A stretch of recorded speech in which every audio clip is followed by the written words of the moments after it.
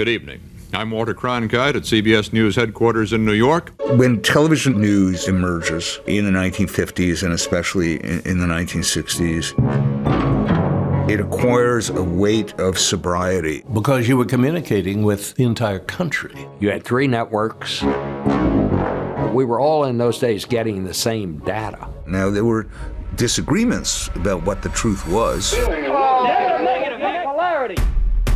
But we all assumed that the news was true. That was a clip from the new documentary, Eye on the World, The Rise of Walter Cronkite in the Evening News. And Bill Kurtis is one of the people interviewed in it. I am. Yeah, and tell us first about your relationship with Walter. Well, I was a CBS correspondent on the West Coast, working out of L.A., covered the Manson trial for 10 months, along with other trials. So I worked for Walter. He was the managing editor, and he was in contact with everyone. He helped choose the stories, how they were cut. I mean, we should remember the Vietnam War through his eyes and his producers. There was Watergate, of course. There were the 68 conventions here in Chicago. But about Walter, he was an original. Look at him. He just comes off that screen with authority, with credibility. And he was virtually, for a long time, our sole source of information. Yes, there was NBC and ABC, but people were watching Walter. And for the truth, right? For the truth. You know, as a founder, he was an original. He had a passion to do it right and to do it alone, I might say. He held on to that anchor position in space. So we got to know the space wars, not wars, but program. And almost everything else. History, what am I doing? I'm outlining history. So he was television news. We can relate to him today because what would he do today?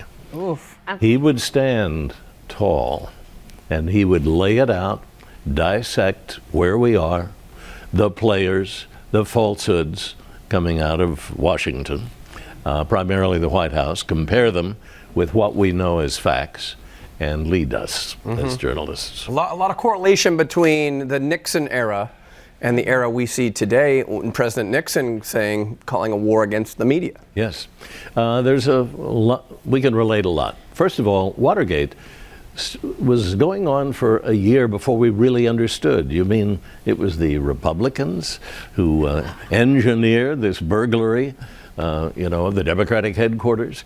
Then the players were popping up. So he decided, finally, it must have been a year after, that right there it is. He is going to explain it. And so they played it like a deck of cards. And each one had a picture on it. And they would take the picture down after they told what he was indicted for and work their way up until there was a blank card at the end. Richard Nixon. So there was never a connection. Nixon didn't go into the burglary himself, so there's never a connection. He can always have plausible deniability until he was impeached. Well, now we're in an era where we've, caught major evening news anchors in lies. Are we ever going to be back in an era where we have another Walter Cronkite, where we unequivocally can believe and trust in the news? No. No? And for this reason, not because we aren't all honest, but because we have fragmented the news. So now you have a Fox and an MSNBC and a CNN doing great jobs, 24-hour coverage, but there is no single source that everybody is watching like a Cronkite. And Cronkite and Huntley Brinkley and Peter Jennings, they have either retired or passed away. And we have passed to a new generation, which incidentally, I think is doing a great job. We are watchdogs for the government. We are, I get a little worked up about this, we are written into the Constitution to know that a government needs somebody watching them, just from human nature. Thank you so much, Bill Kurtis. You are very much missed as well. I would like to point that out. Yes. You can catch The Rise of Walter Cronkite on the Decades Network November 3rd and 6th.